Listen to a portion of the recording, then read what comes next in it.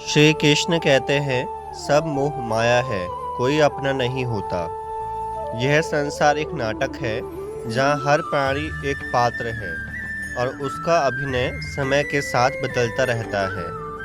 हम जिन रिश्तों को जीवन का आधार मान बैठते हैं, माता पिता, मित्र, जीवन साथी, संतान, ये सभी संबंध आत्मा से नहीं शरीर से जुड़े होते हैं और शरीर नश्वर है।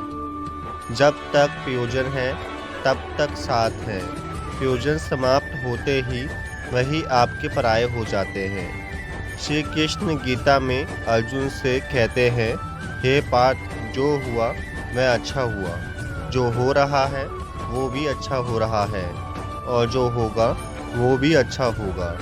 इसका भाव यह है कि जीवन में जो परिवर्तन आते हैं वह स्थायी नहीं होते, चाहे वह सुख हो या दुख, सफलता हो या विफलता, प्रेम हो या घृणा, ये सब क्षणिक है, माया के रंग हैं और आत्मा इन सब से परे है।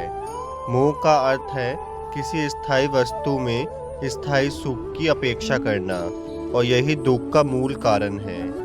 जब हम किसी से आत्माधिक लगाव रखते हैं, हम उसके व्यवहार, उपस्थिति और प्रतिक्रिया को अपनी खुशी का आधार बना लेते हैं और जब वह बदल जाता है या छूट जाता है तो हमें लगता है कि दुनिया ही उजड़ गई। लेकिन श्री कृष्ण कहते हैं कि आत्मा अजर, अमर और अविनाशी है।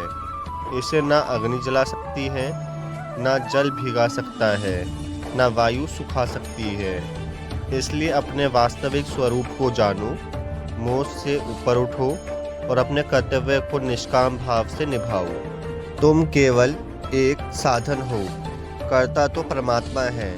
जब ये समझ में आ जाता है तब किसी की बातें से दुख नहीं होता, किसी के बड़े जाने से हृदय नहीं टूटता और किसी की उपेक्षा हमें निराश नहीं करती, क्योंकि तब हमें ज्ञान हो जाता है कि सब कुछ उसी ईश्वर की लीला है और हम केवल दर्शक हैं। जीवन का उद्देश्य केवल शारीरिक सुख नहीं है, बल्कि आत्मा की उन्नति और परमात्मा से एकत्व की ओर यात्रा है।